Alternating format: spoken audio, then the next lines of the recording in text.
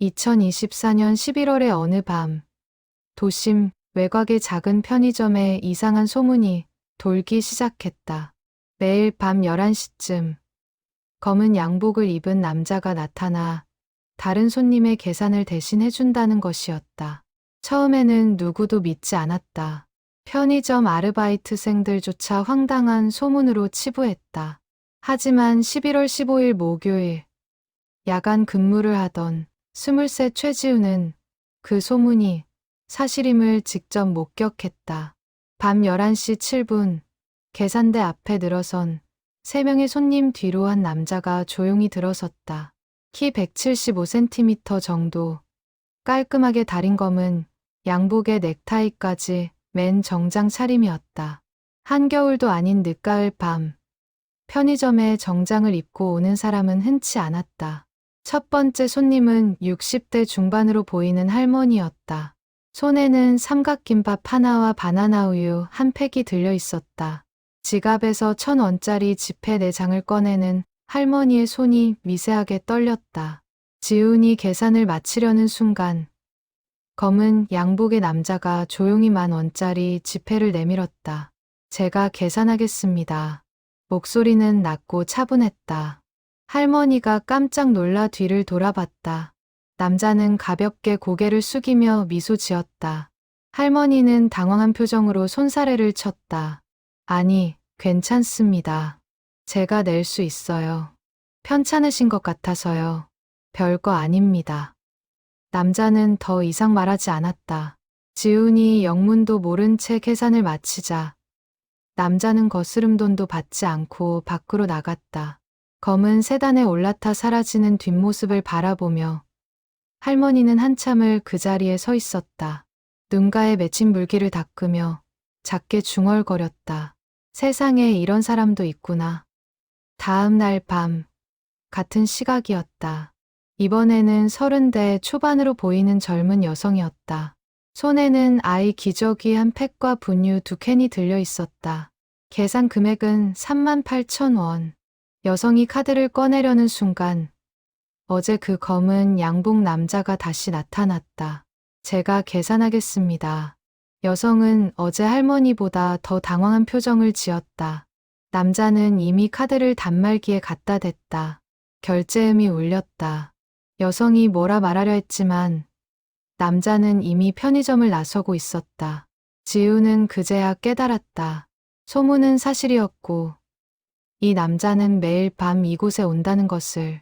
셋째 날, 넷째 날, 다섯째 날, 남자는 거의 매일 밤 나타났다. 때로는 1명, 때로는 2~3명의 계산을 대신했다. 주로 노인이나 아이를 동반한 부모, 밤늦게까지 일하는 노동자들이 대상이었다. 계산 금액은 적게는 3,000원에서 많게는 50,000원까지 다양했다. 지우는 매일 밤 근무 일지에 이 남자에 대한 기록을 남기기 시작했다. 11월 21일까지 일주일간 남자는 총 11번 나타나 15명의 계산을 대신해 주었다. 총액은 대략 40만 원 정도로 추산되었다. 편의점 사장인 50대 박성우는 이 이야기를 듣고 CCTV 영상을 확인했다. 화면 속 남자는 항상 조용했다. 과시하지 않았고 감사 인사도 받지 않으려 했다. 계산이 끝나면 곧바로 밖으로 나가 자신의 차에 올라탔다. 번호판은 의도적으로 각도를 피해 주차했는지 잘 보이지 않았다. 박성우는 오랜 장사 경험에도 불구하고 이런 경우는 처음이었다. 홍보를 위한 퍼포먼스도 아니고 종교적인 포교 활동도 아니었다. 그저 묵묵히 매일 밤 누군가의 부담을 덜어주고 사라지는 남자. 박성우는 이 남자가 누구인지, 왜 이런 행동을 하는지 궁금했다. 11월 25일 금요일 밤, 평소보다 손님이 많은 날이었다. 주말을 앞두고 장을 보러 온 사람들로 편의점은 북적였다. 밤 11시 10분, 계산대 앞에는 7명이 줄을 서 있었다. 맨 앞에 선 사람은 40대 남성으로 소주 2병과 오징어 안주를 들고 있었다. 그 뒤로 대학생으로 보이는 젊은이, 배달 일을 하는 듯한 오토바이 헬멧을 든 남자, 그리고 초등학생 아이의 손을 잡은 젊은 엄마가 서 있었다. 검은 양복의 남자가 들어왔다. 하지만 이날은 달랐다. 남자는 줄 맨 뒤에 서지 않고 계산대 옆 음료 코너에서 시간을 보냈다. 마치 누군가를 기다리는 것처럼. 1명, 2명, 3명. 손님들이 계산을 마치고 나갔다. 4번째 손님. 바로 그 젊은 엄마의 차례가 되었다. 아이는 7살쯤 되어 보였다. 엄마의 치마를 잡고 졸린 눈으로 하품을 했다. 바구니에는 라면 5개, 계란 1판, 우유 2팩, 그리고 아이용 과자 몇 개가 담겨 있었다. 계산 금액은 23,500원. 엄마가 지갑을 뒤적이는 손놀림이 급했다. 10,000원짜리 지폐 2장과 1,000원짜리 몇 장을 꺼냈다. 부족했다. 죄송합니다. 잠시만요. 엄마의 목소리가 떨렸다. 아이가 엄마를 올려다봤다. 엄마는 지갑 안쪽 카드 주머니를 뒤적였다. 뒤에서 기다리는 손님들의 시선이 느껴졌다. 그때 검은 양복의 남자가 다가왔다. 제가 계산하겠습니다. 남자는 3만 원을 내밀었다. 엄마가 고개를 들었다. 눈에 눈물이 그렁그렁 맺혀 있었다.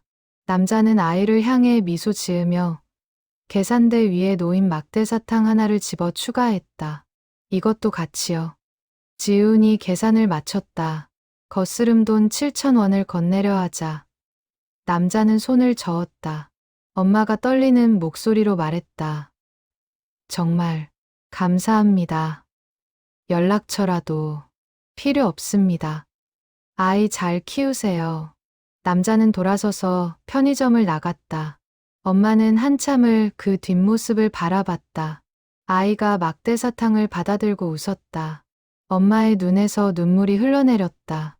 행복의 눈물인지, 감사의 눈물인지, 아니면 자신의 처지가 서러워서인지 알 수 없었다. 아마도 그 모든 것이 섞인 눈물이었을 것이다. 지우는 그날 밤, 퇴근 후 집에 돌아가면서도 그 장면을 잊을 수 없었다. 23 대학생인 그에게도 그 남자의 행동은 특별했다. 요즘 세상에 아무런 대가 없이 남을 돕는 사람이 얼마나 될까. 더구나 매일 밤 꾸준히 조용히. 며칠 후 지우는 같은 야간 근무를 하는 선배 김민수에게 이 이야기를 했다. 민수는 올해 30, 낮에는 다른 일을 하고 밤에는 생활비를 벌기 위해 편의점에서 일했다. 민수는 지훈의 이야기를 듣고 고개를 끄덕였다. 나도 봤어. 그 사람 정말 특이해. 근데 말이야. 뭔가 슬퍼 보이더라. 슬퍼요? 응. 계산해 줄 때 표정을 보면 기쁜 것 같기도 하고 괴로운 것 같기도 하고 뭐랄까 의무를 다하는 사람 같은 느낌. 지우는 민수의 말을 곱씹었다. 의무. 그렇다면 이 남자에게 남을 돕는 것은 선택이 아니라 의무인가? 무슨 의무가 한 사람을 매일 밤 6달이 넘도록 이런 행동을 하게 만드는 걸까? 12월로 접어들면서 검은 양복 남자에 대한 소문은 동네를 넘어 인근 지역까지 퍼졌다. 온라인 커뮤니티에도 목격담이 올라오기 시작했다. 심야 편의점 천사. 검은 양복에 로빈훗 같은 별명이 붙었다.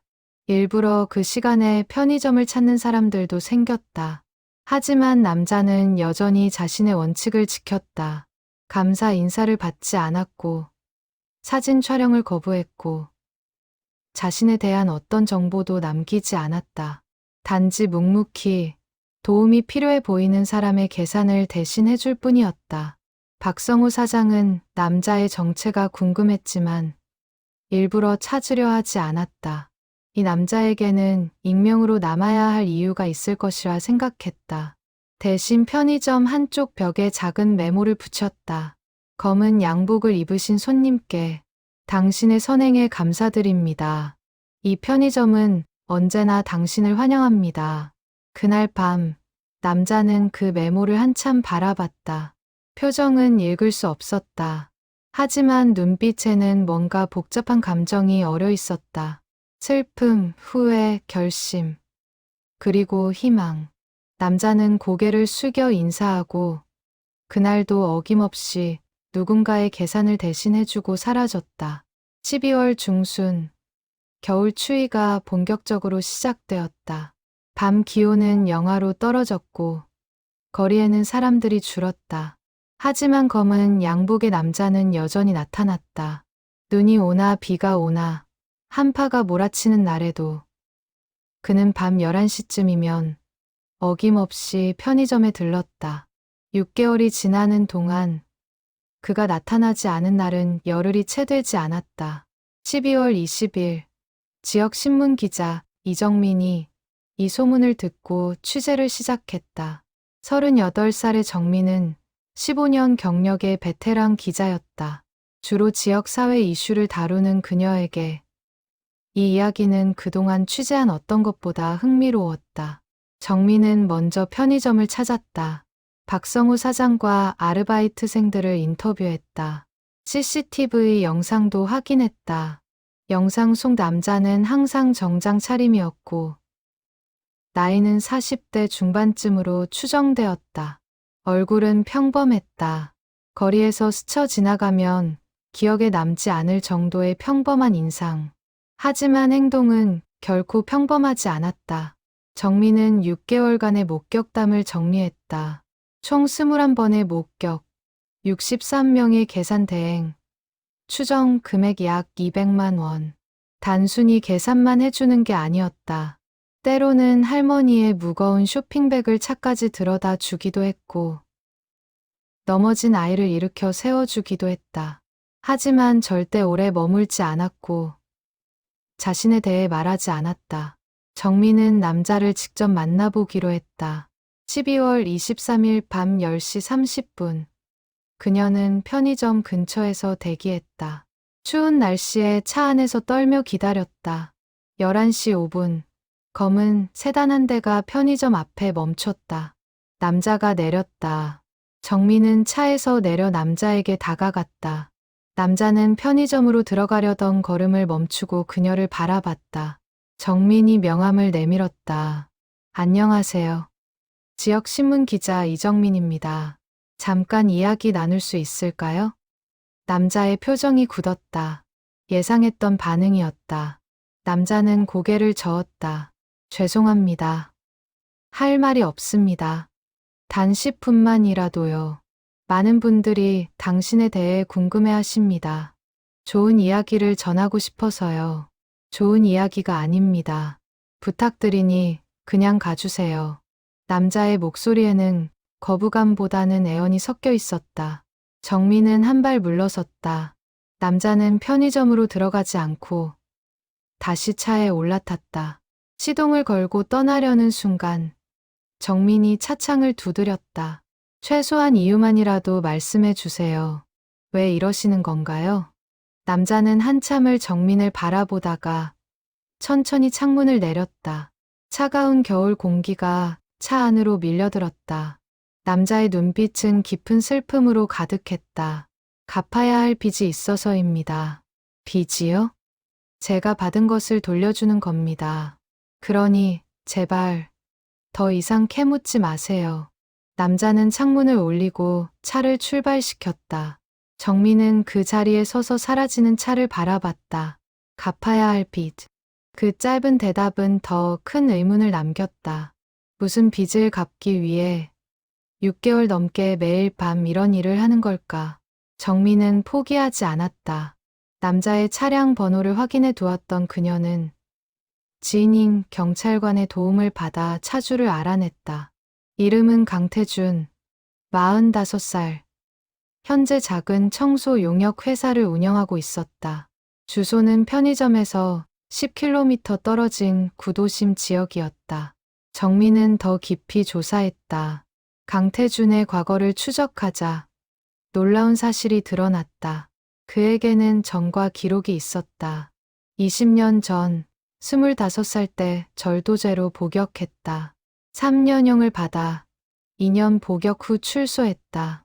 그 후 재범 없이 깨끗하게 살아왔다. 출소 후 건설 현장에서 막노동을 시작해 조금씩 돈을 모아 5년 전 작은 청소회사를 차렸다. 정민은 복잡한 감정에 휩싸였다. 전과자. 그 단어가 주는 무게감. 하지만 20년 전의 과거를 지금까지 짊어지고 사는 사람. 그것도 선행으로 갚으려는 사람. 이 이야기를 어떻게 써야 할까? 전과자의 선행이라는 제목은 오히려 그를 다시 낙인 찍는 것은 아닐까. 정민은 며칠간 고민했다. 그리고 결심했다. 기사를 쓰되 강태준의 동의를 받기로. 그의 이야기를 제대로 전하되 그가 원하지 않는다면 쓰지 않기로. 12월 28일 정민은 강태준의 회사를 찾아갔다. 작은 사무실이었다. 직원은 강태준 포함 5명. 낡은 책상과 의자, 벽에 붙은 청소 일정표, 검소한 공간이었다. 강태준은 작업복 차림으로 정민을 맞았다. 편의점에서 봤던 정장 차림과는 사뭇 달랐다. 또 오셨군요. 강태준의 목소리는 체념한 듯했다. 정민은 고개를 숙였다. 죄송합니다. 하지만 당신의 이야기를 꼭 전하고 싶어서요. 많은 사람들에게 희망을 줄 수 있는 이야기라고 생각합니다. 희망이요? 전과자의 이야기가 희망이 될까요? 과거가 아니라 현재와 미래가 희망입니다. 당신이 지금 하고 계신 일이 희망입니다. 강태준은 한참을 침묵했다. 창밖을 바라보는 그의 옆얼굴에는 깊은 고뇌가 서려 있었다. 정민은 기다렸다. 5분, 10분. 시간이 천천히 흘렀다. 마침내 강태준이 입을 열었다. 알았습니다. 이야기하겠습니다. 하지만 조건이 있습니다. 말씀하세요. 제 이름과 얼굴은 공개하지 마세요. 그리고 제가 하는 일도 계속 조용히 하게 놔두세요. 그게 조건입니다. 정민은 고개를 끄덕였다. 강태준이 천천히 이야기를 시작했다. 25년 전으로 거슬러 올라가는 한 청년의 이야기를. 1999년 12월 20살의 강태준은 절망 속에 있었다. 고등학교를 겨우 졸업한 그에게 세상은 가혹했다. 아버지는 그가 15살 때 교통사고로 세상을 떠났고 어머니는 홀로 식당 주방 보조로 일하며 태준과 2살 어린 여동생을 키웠다. 태준은 공부를 잘했다. 성적은 항상 상위권이었고 대학 진학도 충분히 가능했다. 하지만 가정 형편이 허락하지 않았다. 어머니의 월급은 삼형제의 생활비를 감당하기에도 빠듯했다. 태준은 고등학교 졸업 후 곧바로 일자리를 구했다. 첫 직장은 작은 인쇄소였다. 하루 12시간 노동의 월급은 60만 원. 태준은 불평하지 않고 일했다. 집에 돈을 보태고 여동생의 학비를 보탰다. 하지만 6개월 만에 인쇄소가 부도났다. 태준은 밀린 2달치 월급도 받지 못한 채 거리로 나앉았다. 두 번째 직장은 음식점이었다. 주방 보조로 일하며 하루 삼식을 해결할 수 있었다. 하지만 사장의 폭언과 폭력을 견디기 힘들었다. 석 달을 버티다 그만뒀다. 세 번째, 네 번째 직장도 마찬가지였다. 20살 청년에게 세상은 가혹하기만 했다. 1999년 12월 15일, 태준의 어머니가 쓰러졌다. 과로로 인한 뇌출혈이었다. 응급수술이 필요했다. 수술비는 800만 원. 태준과 여동생에게는 천문학적인 금액이었다. 병원은 수술비 선납을 요구했다. 태준은 친척들에게 전화를 돌렸다. 하지만 돌아온 건 차가운 거절뿐이었다. 은행 대출도 거절당했다. 20살, 무직, 담보 없음. 어떤 금융기관도 그에게 돈을 빌려주지 않았다. 사채를 알아봤지만 이자가 너무 높았다. 어머니는 중환자실에서 하루하루 위독해져 갔다. 의사는 말했다. 이틀 안에 수술하지 못하면 생명을 장담할 수 없다고. 태준은 잠을 잘 수 없었다. 밤새 거리를 헤맸다. 차가운 겨울바람이 얼굴을 때렸다. 눈물이 얼어붙었다. 발걸음은 자신도 모르게 번화가로 향했다. 밤 11시, 거리에는 술에 취한 사람들이 비틀거렸다. 태준의 눈에 한 남자가 들어왔다. 40대 중반쯤 되어 보이는 남자였다. 고급 코트를 입고 명품 가방을 들고 있었다. 비틀거리며 걷다가 벤치에 앉더니 골아떨어졌다. 태준은 그 남자를 바라봤다. 가방이 바닥에 떨어져 있었다. 지퍼가 반쯤 열려 있었고 안에서 두툼한 지갑이 보였다. 태준의 심장이 뛰었다. 머릿속이 하얘졌다. 주위를 둘러봤다. 아무도 없었다. 손이 저절로 움직였다. 가방을 집어들었다. 남자는 깨어나지 않았다. 태준은 뒤도 돌아보지 않고 뛰기 시작했다. 골목을 돌고 돌아 한참을 뛰었다. 숨이 차올랐다. 다리가 풀렸다. 한 건물의 계단에 주저앉아 가방을 열었다. 지갑 안에는 100만 원이 넘는 현금이 있었다. 신용카드도 여러 장. 명함에는 회사 대표이사라고 적혀 있었다. 태준의 손이 떨렸다. 이 돈으로 어머니를 살릴 수 있다. 하지만 이건 도둑질이다. 범죄다. 태준은 그날 밤을 그 계단에서 보냈다. 가방을 가슴에 안고 울었다. 20살 청년이 세상을 향해 통곡했다. 왜 이렇게 사는 게 힘든가? 왜 착하게 살려고 해도 세상은 나를 벼랑 끝으로 몰아가는가? 다음 날 아침, 태준은 결정했다. 어머니를 살리기로. 그 대가가 무엇이든. 훔친 돈으로 수술비를 냈다. 어머니는 응급수술을 받았다. 다행히 수술은 성공적이었다. 어머니는 살아났다. 하지만 태준의 양심은 죽어갔다. 매일 밤 악몽을 꿨다. 그 남자의 얼굴이 나타났다. 가방을 빼앗기고 당황하는 모습. 경찰에 신고하는 모습. 태준은 경찰이 찾아올까 두려워 떨며 지냈다. 하지만 일주일이 지나고 한 달이 지나도 아무 일도 일어나지 않았다. 석 달 후, 태준은 작은 건설 현장에서 일자리를 구했다. 막노동이었지만 월급은 100만 원이 넘었다. 어머니는 퇴원해 천천히 회복 중이었다. 여동생은 고등학교에 입학했다. 겉으로는 모든 것이 정상으로 돌아가는 것 같았다. 하지만 태준의 마음은 평화롭지 않았다.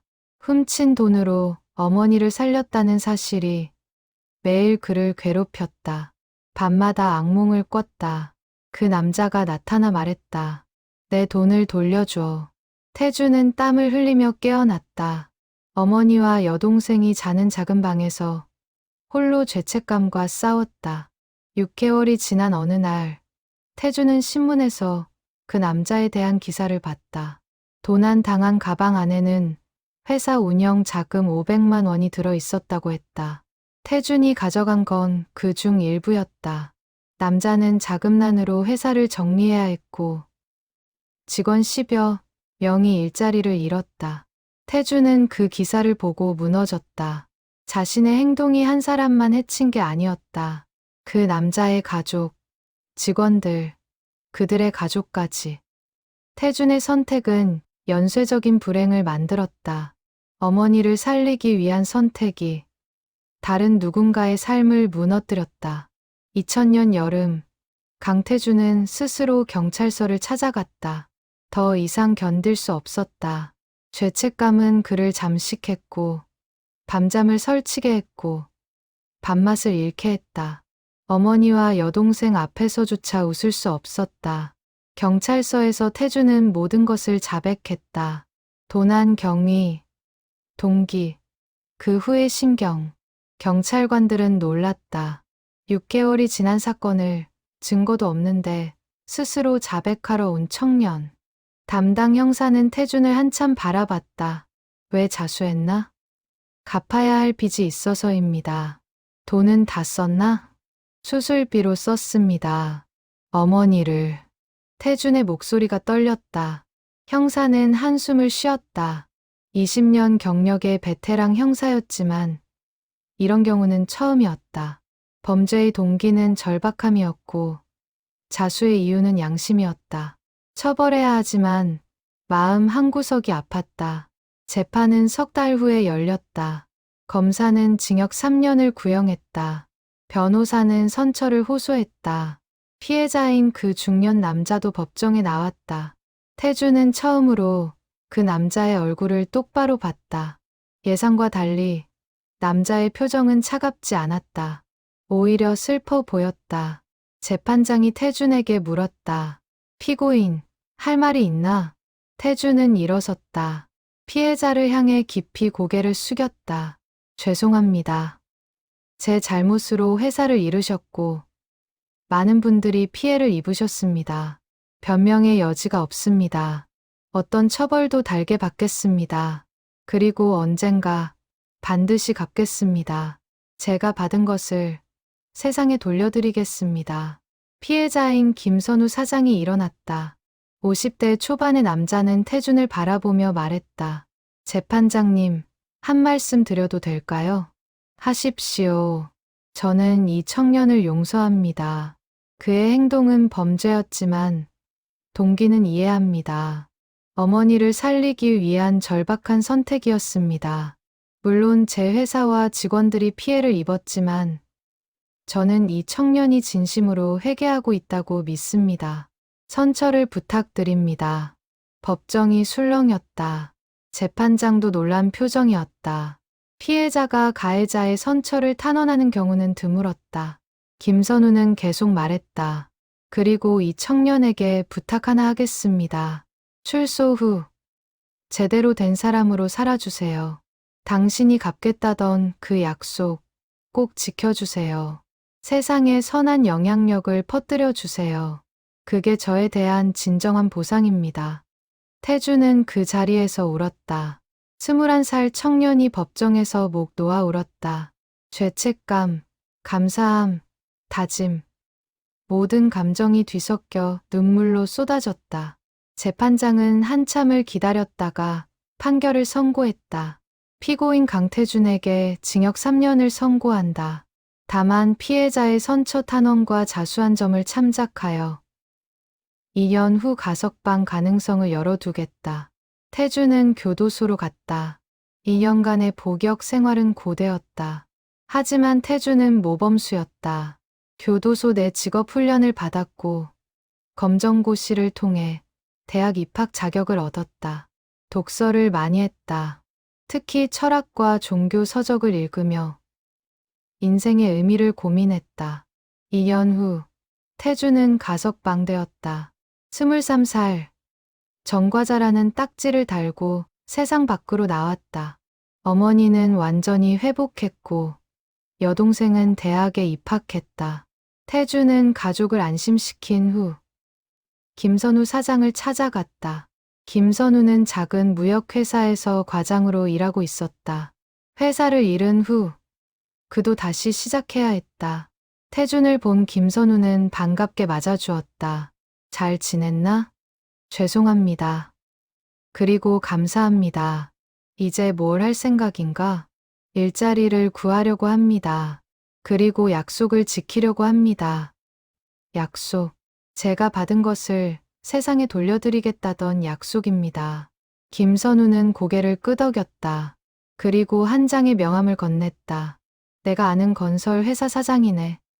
일자리가 필요하다고 하면 받아줄 걸세. 전과 기록은 내가 설명하겠네. 정말 감사합니다. 고맙긴. 자네가 약속을 지키는 모습을 보고 싶을 뿐이네. 세상은 자네가 생각하는 것만큼 차갑지 않아. 다시 시작할 기회는 누구에게나 있네. 태주는 그날 받은 명함을 지금도 지갑에 간직하고 있다. 김선우 사장의 은혜. 그것이 태준의 인생을 바꿨다. 출소 후 18년간 태주는 단 한 번도 그 은혜를 잊지 않았다. 2002년부터 2019년까지 강태준은 묵묵히 살았다. 건설 현장에서 막노동을 시작해 기술을 배우고 조금씩 직급을 올렸다. 월급을 받으면 절반은 저축했다. 어머니와 여동생에게 생활비를 보내고 나머지는 미래를 위해 모았다. 여동생은 대학을 졸업하고 초등학교 교사가 되었다. 좋은 사람을 만나 결혼했고 두 아이의 엄마가 되었다. 어머니는 60대에 접어들며 조용히 노후를 즐겼다. 태주는 가족들에게 자신의 과거를 숨겼다. 어머니만 알고 있었다. 어머니는 아들의 희생을 알면서도 평생 미안해했다. 태주는 35살에 작은 청소 용역 회사를 차렸다. 10년간 모은 돈과 대출을 합쳐 겨우 시작할 수 있었다. 직원은 처음에 태준 혼자였다. 사무실 청소, 건물 관리, 가정집 청소, 가리지 않고 일했다. 새벽 4시에 일어나 밤 10시까지 일했다. 1년 후 직원 한 명을 고용했다. 50대 중반의 아저씨였는데 사업 실패 후 일자리를 찾지 못하고 있었다. 태주는 그를 고용하며 말했다. 저도 다시 시작한 사람입니다. 함께 열심히 해봅시다. 2년 후 직원이 3명이 되었다. 모두 사연이 있는 사람들이었다. 전과자, 신용불량자, 고령자, 다른 회사에서 거절당한 사람들. 태주는 그들에게 기회를 주었다.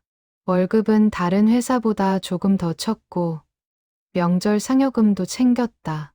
회사는 천천히 성장했다. 입소문이 났다. 저 회사 사장, 사람이 좋더라. 힘든 사람들을 많이 고용한대. 태주는 돈을 많이 벌려고 하지 않았다. 적정한 이익만 남기고 나머지는 직원들과 나눴다. 5년 후 직원은 5명이 되었다. 회사는 안정적이었다.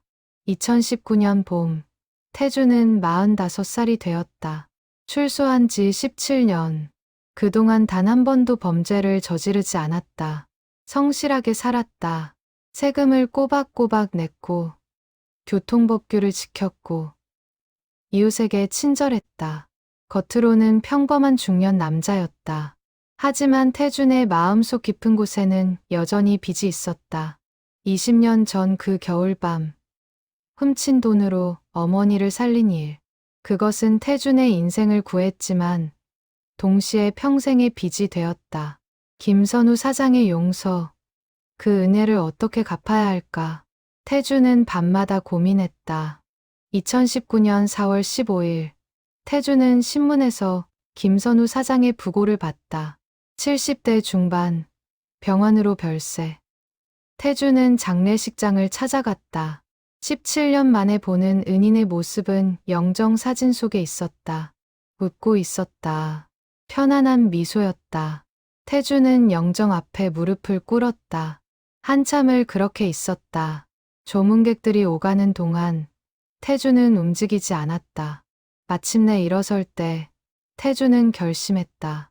이제는 제대로 갚아야 한다고. 김선우 사장에게 받은 은혜를 세상에 돌려줘야 한다고. 그날 밤부터 태준의 조용한 속죄가 시작되었다. 매일 밤 11시, 퇴근 후 정장으로 갈아입고 동네 편의점을 찾았다. 도움이 필요해 보이는 사람의 계산을 대신 해주었다. 많은 금액은 아니었다.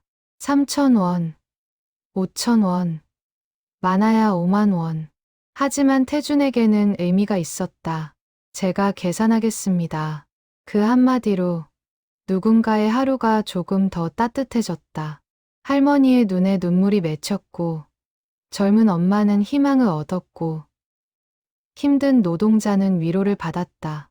태준은 감사 인사를 받지 않았다. 이름도 밝히지 않았다.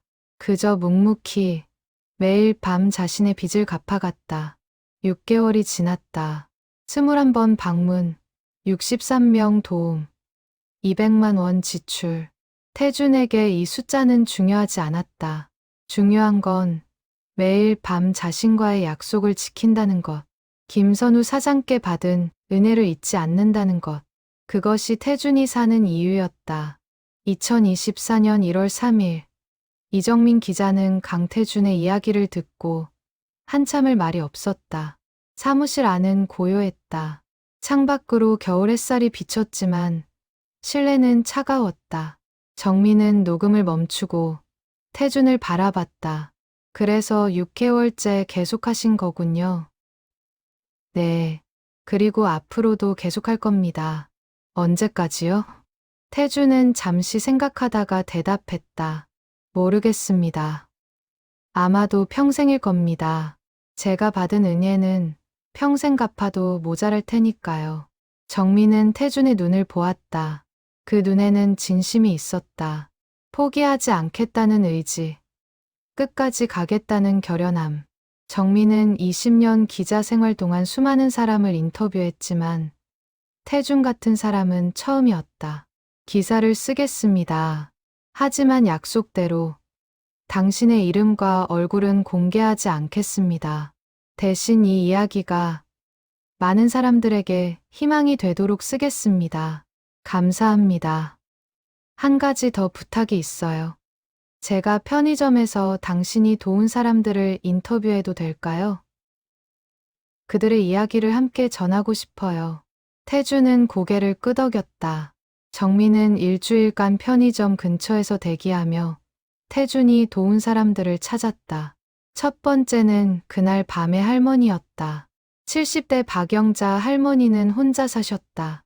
남편은 10년 전 돌아가셨고 자식들은 멀리 살았다. 연금으로 근근히 생활했다. 그날 밤 정말 고마웠어요.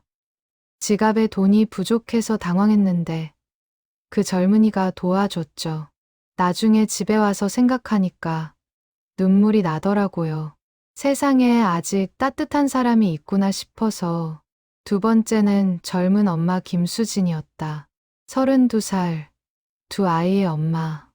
남편은 야간 택시 기사였고 수진은 낮에 마트에서 아르바이트를 했다. 그날 밤 지갑에 돈이 부족해 창피했던 순간을 잊을 수 없었다. 정말 고마웠어요. 그분이 없었다면 그날 밤 아이들에게 밥을 못 먹였을 거예요. 나중에 남편에게 이야기했더니 남편도 울더라고요. 우리도 언젠가 여유가 생기면 다른 사람을 도와줘야겠다고 다짐했어요. 세 번째는 50대 건설 노동자 이철수였다. 평생 육체 노동을 하며 살았고 허리 디스크로 고생했다.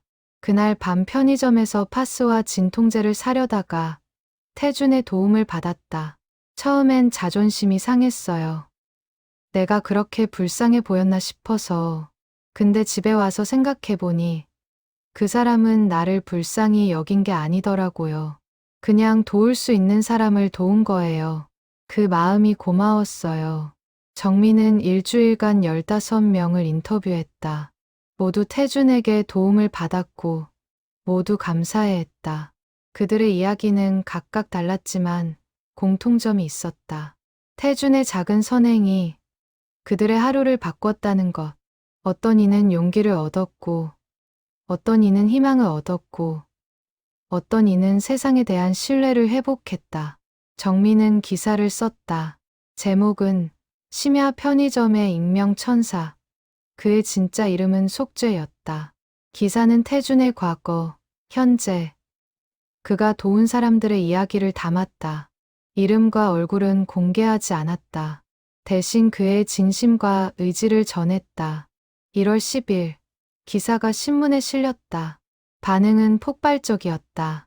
하루 만에 온라인 조회수 100만을 넘었다. SNS에서 공유되고 댓글이 수천 개 달렸다. 대부분 감동과 응원의 메시지였다. 눈물이 나네요. 진정한 회개가 무엇인지 보여주는 분이에요. 과거는 중요하지 않아요. 현재 어떻게 사는지가 중요하죠. 저도 오늘부터 작은 선행을 시작해야겠어요. 하지만 일부는 비판적이었다. 전과자는 전과자예요. 미화하지 마세요. 선행으로 과거를 씻을 수 있나요? 정민은 모든 댓글을 읽었다. 긍정적이든 부정적이든 모두 의미가 있었다. 중요한 건 이 이야기가 사람들에게 생각할 거리를 제공했다는 것.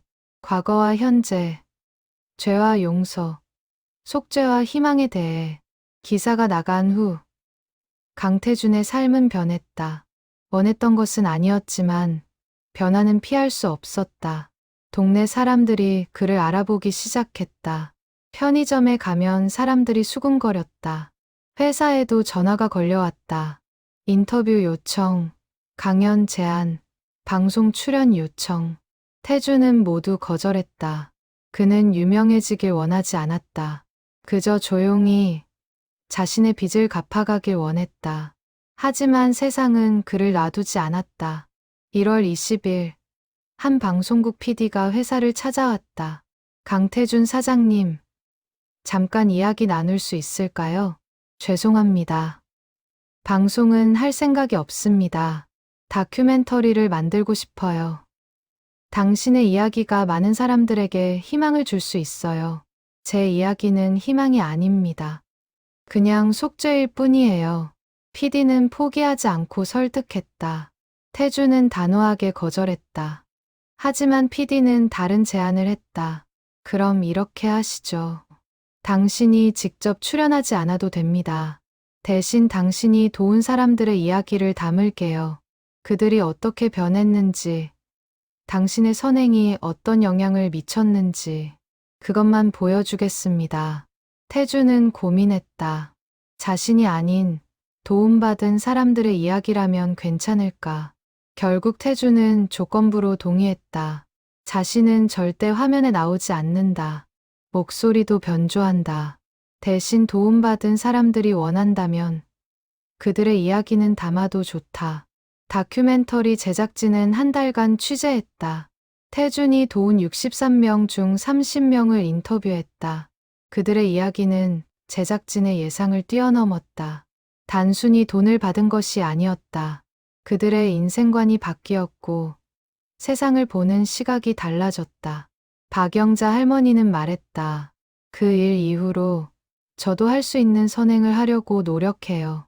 큰 돈은 없지만 동네 고양이들에게 밥을 주고 길거리 쓰레기를 줍고 작은 일이지만 의미 있는 것 같아요. 김수지는 말했다. 남편과 저는 매달 10,000원씩 모아요. 1년에 12만 원. 그 돈으로 연말에 어려운 이웃을 돕기로 했어요. 우리도 도움을 받았으니 이제는 베풀 차례죠. 이철수는 말했다. 저는 교회 봉사활동을 시작했어요.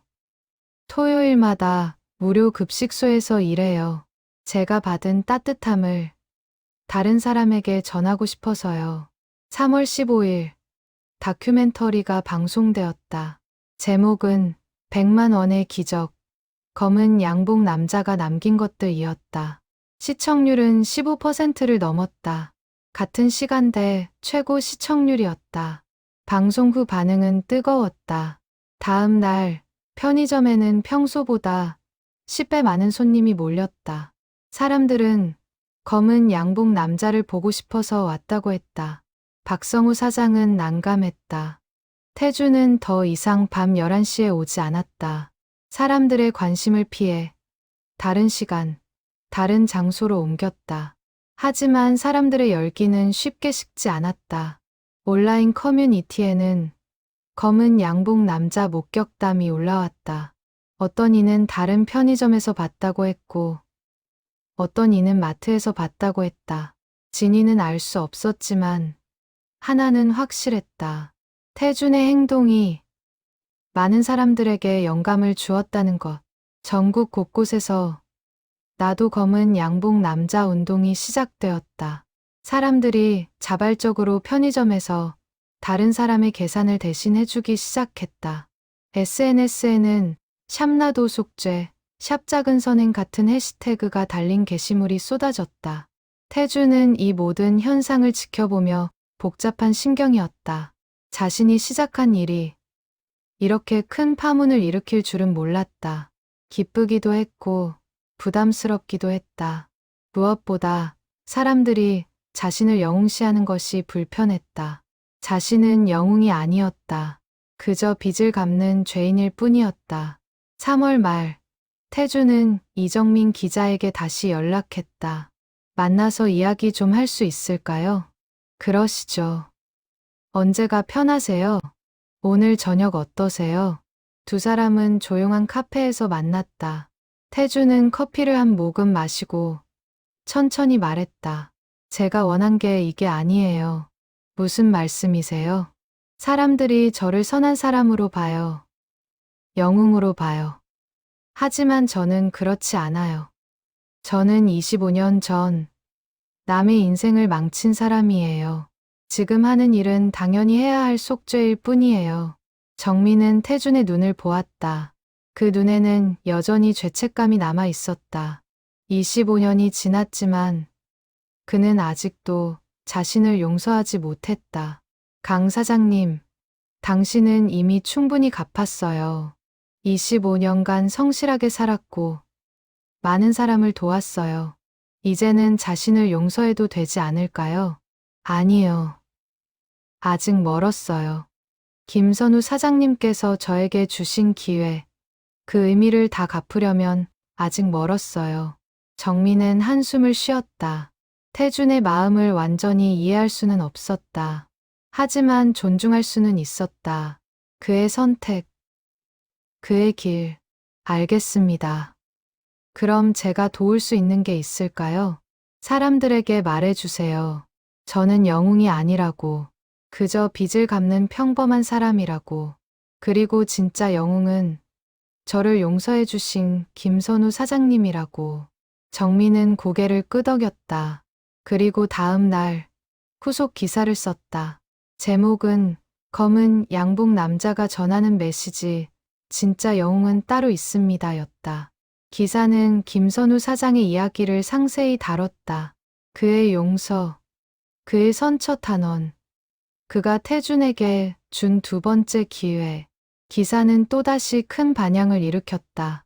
사람들은 김선우 사장의 묘를 찾아가 꽃을 바쳤다. 그의 가족에게 위로와 감사의 편지가 쏟아졌다. 용서의 힘. 두 번째 기회의 중요성에 대한 논의가 전국적으로 확산되었다. 4월 중순, 태준은 한 통의 전화를 받았다. 낯선 번호였다. 전화를 받자 젊은 여성의 목소리가 들렸다. 강태준 사장님이신가요? 네, 그런데 누구시죠?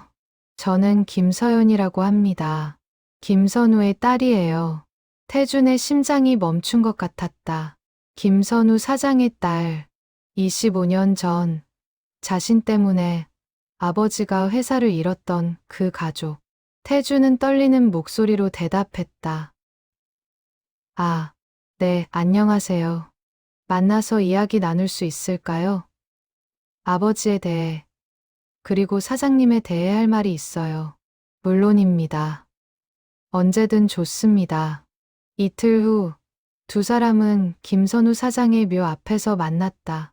김서연은 38살, 대학 교수였다. 차분하고 지적인 인상이었다. 태준은 묘 앞에 꽃을 바치고 깊이 절했다. 한참을 그렇게 서 있었다. 김서연이 조용히 말했다. 아버지는 사장님을 자랑스러워 하셨을 거예요. 태준은 고개를 들었다. 눈에 눈물이 맺혀 있었다. 제가 무슨 자격으로. 아버지가 돌아가시기 전에 사장님 이야기를 자주 하셨어요. 자신이 도운 사람 중 가장 자랑스러운 사람이라고.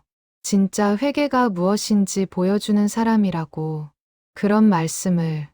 아버지는 사장님 때문에 회사를 잃었지만 후회하지 않으셨어요. 오히려 사장님을 도울 수 있어서 기뻤다고 하셨어요. 한 사람의 인생을 바꿀 수 있었다는 게 회사보다 더 가치 있는 일이라고. 태주는 그 자리에 주저앉아 울었다. 46살 중년 남자가 묘 앞에서 목 놓아 울었다. 25년간 억눌렀던 감정이 한꺼번에 터져 나왔다. 죄책감, 감사함, 미안함, 그리움. 김서연은 태준 옆에 앉아 함께 울었다. 그녀도 아버지를 그리워했다. 따뜻했던 아버지, 관대했던 아버지, 사랑이 많았던 아버지. 두 사람은 한참을 그렇게 앉아 있었다. 1시간 후, 두 사람은 근처 카페로 자리를 옮겼다. 김서연이 가방에서 낡은 수첩 하나를 꺼냈다. 이거 아버지의 일기장이에요. 돌아가시기 전까지 쓰셨어요. 사장님에 대한 내용이 많아요. 읽어보세요. 태주는 떨리는 손으로 일기장을 받았다. 펼쳐보니 김선우 사장의 단정한 글씨가 보였다. 2002년 7월 15일. 오늘 강태준이라는 청년이 출소했다. 내가 소개한 회사에서 일을 시작한다고 연락이 왔다. 잘 됐다. 그 청년이 새 삶을 시작하는 것을 보니 기쁘다. 2005년 3월 20일. 태준이가 기술 자격증을 땄다고 한다. 참 기특한 친구다. 이제는 중견 기술자로 인정받는다니 대견하다. 2014년 5월 10일. 태준이가 회사를 차렸다고 한다. 청소 용역 회사. 작지만 의미 있는 시작이다. 그가 고용한 직원들도 모두 사연 있는 사람들이라고. 역시 그 친구답다. 2018년 11월 3일. 우연히 거리에서 태준이를 봤다.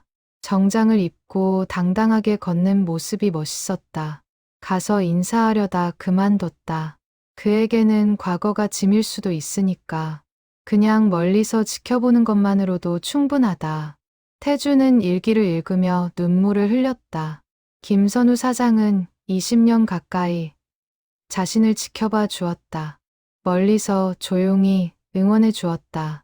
태주는 전혀 몰랐다. 마지막 장을 펼쳤다. 2019년 3월 28일. 돌아가시기 보름 전의 일기였다. 이제 시간이 얼마 남지 않은 것 같다. 몸이 많이 약해졌다. 하지만 후회는 없다. 좋은 인생이었다. 특히 태준이 같은 친구를 만난 것은 큰 행운이었다. 그가 앞으로 어떻게 살아갈지 궁금하다. 분명 좋은 사람으로 의미 있는 삶을 살 것이다. 태준아, 자신을 용서해라. 과거에 묶이지 말고 당당하게 살아라. 넌 이미 충분히 갚았어. 이제는 내 행복을 위해 살아도 돼. 태준은 일기장을 덮었다. 더 이상 읽을 수 없었다. 김서연이 조용히 말했다. 아버지의 마지막 부탁이에요. 사장님, 이제는 자신을 용서하세요. 과거를 놓아주세요. 태준은 고개를 저었다. 아직 할 일이 남았어요. 뭐가 남았나요? 충분히 하셨어요. 아니요. 김선우 사장님이 저에게 보여주신 용서, 그 정신을 세상에 전해야 해요. 그게 제 남은 인생의 목표예요. 김서연은 태준을 바라봤다. 완고하지만 진심 어린 눈빛. 그녀는 이해했다. 이 사람에게 속죄는 선택이 아니라 삶의 방식이라는 것을. 알겠어요. 그럼 제가 도울게요. 네, 아버지의 뜻을 이어가는 거예요. 사장님처럼 다시 시작할 기회가 필요한 사람들을 돕는 거예요. 저도 함께하고 싶어요. 태주는 놀랐다. 김서연은 진지했다. 저는 대학에서 사회복지학을 가르쳐요. 이론만 가르치는 게 아니라 실천도 하고 싶었어요. 사장님과 함께 의미 있는 일을 하고 싶어요. 태주는 한참을 생각하다가 고개를 끄덕였다. 감사합니다. 하지만 거창한 건 아니에요. 그냥 조용히 할 수 있는 만큼만 하는 거예요. 그걸로 충분해요. 두 사람은 그날 새로운 약속을 했다. 김선우 사장의 정신을 이어가기로, 용서와 두 번째 기회를 더 많은 사람들에게 전하기로. 2024년 6월, 강태준과 김서연은 작은 비영리 단체를 설립했다. 이름은 두 번째 기회였다. 목적은 단순했다. 전과자, 신용불량자, 노숙인 등 사회에서 배제된 사람들에게 일자리와 교육 기회를 제공하는 것. 태준의 회사가 모태가 되었다. 처음에는 직원 5명으로 시작했지만 석 달 만에 15명으로 늘었다. 모두 어려운 처지의 사람들이었다. 태준은 그들에게 일자리를 주고 김서연은 직업 교육과 심리 상담을 제공했다. 효과는 놀라웠다. 3달 만에 15명 중 13명이 안정적인 직장을 구했다. 나머지 2명도 직업 훈련을 받고 있었다. 무엇보다 그들의 표정이 달라졌다. 희망을 되찾았고 자존감을 회복했고 미래를 꿈꾸기 시작했다. 소문은 빠르게 퍼졌다. 다른 지역에서도 비슷한 단체를 만들고 싶다는 문의가 쏟아졌다. 태준과 김서연은 자신들의 노하우를 무료로 공유했다. 9월까지 전국 15개 지역에서 두 번째 기회 지부가 설립되었다. 정부에서도 관심을 보였다. 법무부와 고용노동부가 협력하여 전과자 재활 프로그램을 확대하기로 했다. 두 번째 기회가 모델이 되었다. 태주는 정부 자문위원으로 위촉되었다. 하지만 태주는 유명해지는 것을 여전히 불편해했다. 인터뷰 요청을 대부분 거절했고 공개 석상에 나서는 것을 꺼렸다. 중요한 건 일 그 자체였지. 명성이 아니었다. 10월 한 대기업 회장이 태준을 찾아왔다. 60대 중반의 회장은 두 번째 기회에 10억 원을 기부하고 싶다고 했다. 태준은 당황했다. 감사합니다만 저희는 큰 돈이 필요하지 않습니다. 그래도 받으세요. 의미 있는 일에 쓰일 거라 믿습니다. 정말 감사합니다. 하지만 조건이 있습니다. 뭡니까? 이 돈으로 화려한 사무실을 짓거나 홍보에 쓰지 않을 겁니다. 오직 사람들을 돕는 데만 쓰겠습니다. 그리고 회장님의 이름도 공개하지 않겠습니다. 회장은 웃었다. 역시 소문대로군요. 알겠습니다. 조용히 도와주세요. 10억 원의 기부금으로 두 번째 기회는 더 많은 사람을 도울 수 있었다. 1년간 200명에게 일자리를 제공했고 300명에게 직업 교육을 실시했다. 성공률은 80%를 넘었다. 더 놀라운 것은 이들의 변화였다. 일자리를 얻은 사람들 중 30%가 다시 어려운 사람을 돕기 시작했다. 자원봉사를 하거나 소액이지만 기부를 하거나 주변 사람들에게 도움의 손길을 내밀었다. 선한 영향력의 연쇄 반응이었다. 11월 이정민 기자가 1년 후속 기사를 썼다. 제목은 100만 원이 만든 기적. 1년 후였다. 기사는 태준이 도운 63명이 어떻게 변했는지, 두 번째 기회가 얼마나 많은 사람을 도왔는지, 그리고 전국적으로 확산된 선행의 물결을 다뤘다. 기사 마지막 부분에 태준의 인터뷰가 실렸다. 짧지만 강렬한 메시지였다. 저는 영웅이 아닙니다. 25년 전 저는 범죄를 저질렀습니다. 하지만 한 분이 저를 용서해 주셨고 두 번째 기회를 주셨습니다. 저는 그 은혜를 평생 갚으며 살 겁니다. 여러분께 부탁드립니다. 실수한 사람에게도 기회를 주세요. 용서하세요. 그것이 세상을 바꾸는 진짜 힘입니다. 기사는 또다시 큰 반향을 일으켰다. 댓글에는 감동의 메시지가 넘쳤다. 눈물이 납니다. 진짜 영웅은 겸손한 법이네요. 저도 오늘부터 누군가를 용서하겠습니다. 두 번째 기회, 저도 주고 싶어요.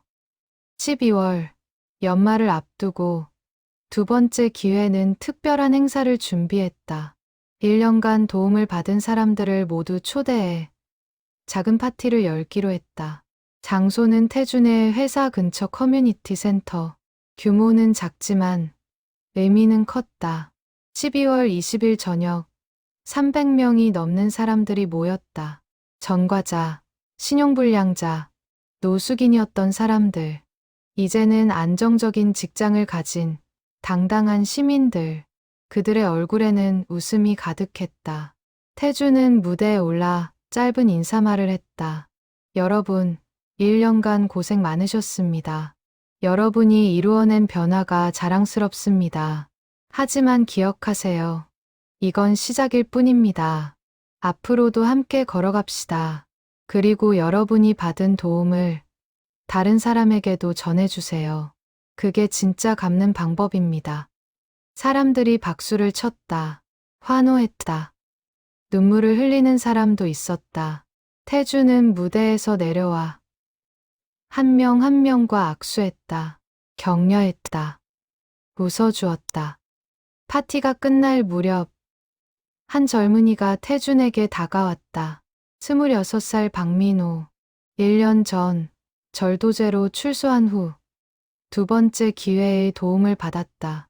지금은 물류 회사에서 성실하게 일하고 있었다. 사장님, 감사합니다. 사장님 덕분에 저도 새로운 인생을 시작할 수 있었어요. 아니야. 내가 노력한 거지. 앞으로 저도 사장님처럼 살고 싶어요. 다른 사람을 도우며 살고 싶어요. 태주는 민호의 어깨를 두드렸다. 그래, 그렇게 살아라. 그게 진짜 갚는 거다. 민호는 눈물을 흘렸다. 태준도 눈시울이 뜨거워졌다. 25년 전 자신의 모습이 보였다. 절망 속에서 손을 내밀었던 20살 청년. 이제 그 청년은 46살이 되어 다른 청년에게 손을 내밀고 있었다. 2025년 1월 새해가 밝았다. 강태준은 47살이 되었다. 머리에 흰머리가 섞이기 시작했고 얼굴에 주름이 깊어졌다. 하지만 눈빛만은 젊었다. 여전히 불타는 열정이 있었다. 두 번째 기회는 이제 전국 50개 지부를 가진 큰 조직이 되었다. 1년간 1000명이 넘는 사람들이 도움을 받았고 그중 900명이 새로운 삶을 시작했다. 성공률은 90%에 육박했다. 하지만 태주는 만족하지 않았다. 아직 도움이 필요한 사람들이 많았다. 전국에는 전과자가 20만 명, 신용불량자가 100만 명, 노숙인이 10,000명이 넘었다. 태준의 여정은 이제 시작일 뿐이었다. 1월 15일 밤, 태준은 다시 정장을 입었다. 검은 양복, 흰 셔츠, 검은 넥타이. 1년 반 만에 다시 입는 옷이었다. 차에 올라타 동네 편의점으로 향했다. 밤 11시. 편의점에는 손님이 몇 명 있었다. 태주는 조용히 들어가 음료 코너 앞에 섰다. 계산대 앞에는 70대 할아버지가 서 있었다. 손에는 라면 하나와 김밥 하나. 지갑을 뒤적이는 손이 떨렸다. 태준이 다가갔다. 제가 계산하겠습니다. 할아버지가 놀라 뒤를 돌아봤다. 태준은 미소 지으며 10,000원을 내밀었다. 아르바이트생이 계산을 마쳤다. 태준은 거스름 돈을 받지 않고 조용히 편의점을 나섰다. 차에 오르기 전 태준은 하늘을 올려다봤다. 겨울 밤하늘에는 별이 빛났다. 김선우 사장이 그곳 어딘가에서 자신을 보고 있을 것 같았다. 태준은 작게 중얼거렸다. 사장님, 잘 보고 계시죠? 저 아직 갚고 있어요. 평생 갚을 거예요. 바람이 불었다. 차가운 겨울 바람이었지만 태준에게는 따뜻하게 느껴졌다. 마치 김선우 사장이 대답하는 것 같았다. 잘하고 있어. 계속 가거라. 태준은 차에 올라탔다.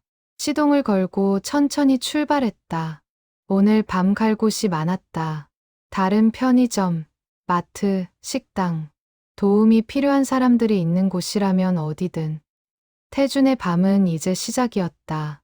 며칠 후 이정민 기자에게 한 통의 편지가 도착했다. 발신인은 태준이었다. 편지에는 짧은 글이 적혀 있었다. 정민 기자님께 1년 반 동안 제 이야기를 전해주셔서 감사합니다. 덕분에 많은 사람들이 두 번째 기회에 대해 알게 되었고 도움이 필요한 사람들에게 손을 내밀었습니다. 하지만 이제 저에 대한 기사는 그만 썼으면 합니다. 저는 평범하게 살고 싶습니다. 조용히 제 할 일을 하며 살고 싶습니다. 세상의 관심은 저보다 도움이 필요한 사람들에게 가야 합니다. 마지막으로 한 가지만 전해주세요. 누구에게나 실수할 권리가 있고 다시 시작할 권리가 있습니다. 과거가 미래를 결정하지 않습니다. 지금 이 순간의 선택이 미래를 만듭니다. 용서하세요. 기회를 주세요. 그것이 세상을 바꾸는 힘입니다. 강태준 드림. 정민은 편지를 읽고 한참을 생각했다. 그리고 마지막 기사를 썼다. 제목은 검은 양복 남자의 마지막 메시지였다. 기사는 태준의 편지 내용과 함께 1년 반간의 변화를 정리했다. 기사 마지막 문단은 이렇게 끝났다. 검은 양복의 남자는 이제 다시 어둠 속으로 사라질 것이다. 하지만 그가 남긴 빛은 계속 퍼져나갈 것이다. 전국 50개 지부, 1000명의 변화된 삶, 수만 명의 작은 선행. 이것이 한 사람의 속죄가 만든 기적이다. 우리는 그의 이름을 기억할 필요가 없다. 대신 그의 정신을 기억해야 한다. 용서, 기회, 그리고 끊임없는 속죄. 그것이 세상을 바꾸는 진짜 힘이라는 것을. 2026년 2월 현재 강태주는 여전히 매일 밤 편의점을 찾는다. 검은 양복을 입고 조용히 누군가를 돕는다. 세상은 그를 잊었다. 하지만 그는 개의치 않는다. 중요한 건 세상의 기억이 아니라 자신과의 약속이다. 김선우 사장께 받은 은혜를 평생 갚겠다는 약속. 그 약속을 지키는 한 태준의 밤은 계속될 것이다. 20년이 지나든 30년이 지나든 편의점 계산대 앞에서 태준은 오늘도 말한다. 제가 계산하겠습니다. 그 짧은 한마디에 누군가의 하루가 조금 더 따뜻해진다. 세상이 조금 더 밝아진다. 희망이 조금 더 커진다. 이것이 현대판 로빈 훗. 검은 양복 남자의 이야기다. 끝나지 않는 속죄의 여정. 하지만 그 여정이 만드는 것은 어둠이 아니라 빛이다. 절망이 아니라 희망이다. 그리고 그 여정은 오늘도 계속된다.